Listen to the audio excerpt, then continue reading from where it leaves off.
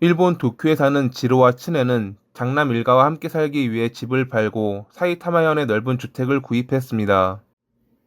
지로는 장님이었고 츠네는 척추장애를 갖고 있었지만 둘은 사이가 좋았고 행복했습니다. 몇 년 뒤 아들이 자리를 잡아 다른 지역으로 정근을 가게 되었고 부부는 아쉬움을 달래며 서로를 의지한 채 평화로운 노년을 보내고 있었죠. 그들은 집을 구입하고 남은 돈을 후지은행에 맡겼는데 당시 담당 은행 직원은 전 마사지 업계에서 근무했던 지로를 자주 찾아 지압도 받고 함께 쇼핑도 가는 등 여러모로 친근하게 대했습니다. 은행 직원의 VIP 대접이라기보다는 그저 좋은 사람이었던 것일 겁니다. 담당에서 벗어난 뒤에도 그는 자주 지로를 찾아와 말벗이 되어주었으니깐요. 8년간 담당했던 은행 직원의 후임으로 온 테루미츠는 열심히 일하고자 하는 마음가짐이 강한 성실한 남성이었습니다.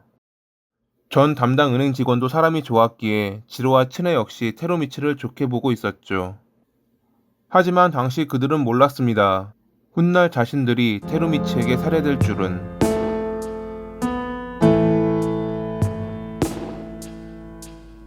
일본 은행에서 사용되는 우키가시라는 단어가 있습니다. 은행 직원이 고객이 맡긴 돈을 기록하지 않고 몰래 찾아 부정 대출을 해준다는 뜻이죠. 불법적인 대출이었지만 정규 대출 대상이 되지 않는 고객을 끌어들일 수 있고 일정 수수료를 은행 직원이 빼돌릴 수 있었기에 가끔 이를 이용하는 이들이 있었습니다. 발각되면 바로 해고되고 실형을 살기도 하지만 그럼에도 눈앞의 이득 때문에 우키가시를 통해 부당 이득을 취하다 발각되는 경우가 심심찮게 일어났습니다. 은행에 맡긴 돈을 한동안 찾지 않고 확인도 잘하지 않는 고객의 돈을 빼돌렸기에 대출자가 제 날짜에 원금을 갚는다면 들킬 염려가 없었기 때문이었죠. 테루미츠 역시 대출자에게 우키가시를 권했던 이들 중 하나였습니다. 자금 융자를 위해 후지은행을 찾았지만 대출 조건에 부합되지 않아 상담을 받던 젠에게 테루미츠는 넌지시 우키가시를 권했습니다. 작은 운송업체를 운영하며 최근 적자 때문에 돈이 급했던 젠은 당연히 그에게 의지할 수밖에 없었죠. 테루미츠가 우키가시의 피해자로 고른 것은 담당 고객인 지로였습니다. 그는 지로에게 좋은 정기예금 상품이 나왔다며 기존 정기예금을 해지하라고 권유했고 그를 신뢰했던 지로는 이를 받아들였습니다. 그렇게 해제된 정기예금 2,500만엔, 하나로 약 2억 5천만 원에 해당하는 금액을 테루미츠는 젠에게 전달했습니다. 이제 제 날짜에 젠이 대출금을 갚고 그걸 테루미츠가 지로의 계좌에 돌려놓으면 완전 범죄가 성립하는 것이지만 현실은 녹록지 않았습니다.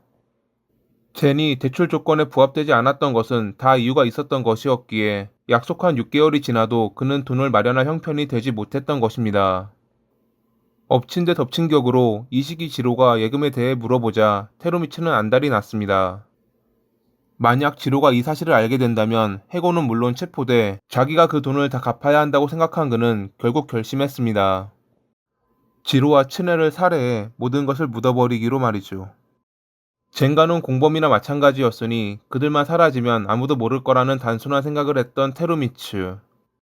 지로는 예금에 관해 계속 말을 돌리는 테루미츠에게 해제 신청을 부탁했고 그는 자기 명함에 날짜를 적으며 방문을 약속했습니다. 혹여 그 전에 지로가 은행을 찾아올까 두려워 명함에 집으로 찾아가 예금액을 직접 드린다는 내용과 자기의 서명을 적어주었죠. 그렇게 약속한 날짜인 1998년 7월 2일에 테루미츠는 준비했던 끈을 가방에 숨겨 지로의 집으로 향했습니다. 점심 무렵 도착한 그를 아무것도 모르는 지로와 츠네는 반겨주었죠. 지로가 잠깐 자리를 비운 사이 츠네에게 자기가 얼마 뒤 정근을 가는데 마지막 효도라고 생각하고 어깨를 주무르게 해달라며 뒤로 접근한 그는 몰래 가방에서 끈을 꺼내 방심한 그녀를 교살했습니다. 잠시 뒤 방으로 돌아온 지로에게 제가 사모님의 어깨를 잘못 주물러서 그런지 안 좋아지신 것 같아요. 좀 봐주시겠어요? 라고 말한 테루미츠는 장님이라 아내가 살해되었는지도 모르고 그녀의 발을 주무르는 지로의 뒤로 접근해 같은 방식으로 그를 교살했죠. 그리고 며칠 전 건넨 명함을 챙긴 그는 가스밸브를 열고 방화를 시도했지만 안전장치가 작동해 실패하자 강도의 소행인 것처럼 집안을 어지럽힌 뒤 도주했습니다. 그로부터 이틀 뒤 지로의 집을 찾았던 전 담당자에 의해 사망한 지로와 츠네가 발견됐죠. 처음 경찰은 테루미츠의 의도대로 강도살인에 중점을 두었지만 조사를 하면 할수록 이상한 점을 느껴 주변 인물들을 조사했고 경찰이 자기에게 지로의 사건으로 면담을 신청하자 재발이 저린 테루미츠는 결국 범행 8일 만에 모든 것을 자백했습니다. 아버지가 운송업으로 고생하는 것을 보고 자랐기에 같은 처지의 젠이 대출을 받으러 왔을 때 외면할 수 없어 우키가시를 권했다는 그에게 검찰은 그것이 두 사람의 존엄한 목숨을 앗아간 것에 대한 정상 참작은 되지 않는다며 사형을 구형했지만 1999년 9월 29일에 우라와 지방법원은 종신형을 선고했습니다.